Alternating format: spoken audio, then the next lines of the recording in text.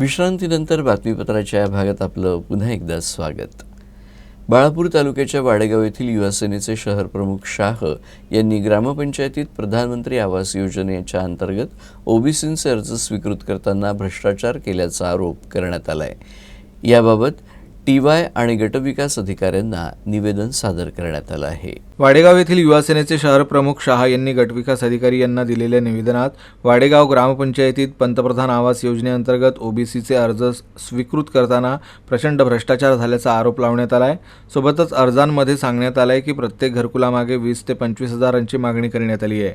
60 ते 65% अपात्र अग्रक्रमानं समावेश करण्यात आल्याचा आरोपही निवेदनातून करण्यात आला आहे। मोदी आवास योजनेमध्ये वाडेगाव ग्रामपंचायतमध्ये मोठा भ्रष्टाचार झालेला असून काही दिवस अगोदर ओबीसीचे स्वीकारलेल्या फाईला दलालामार्फत किंवा परस्पर संबंध असलेले पात्र नसतानाही त्यांना ओबीसीच्या यादीमध्ये समाविष्ट करण्यात आलेला आहे।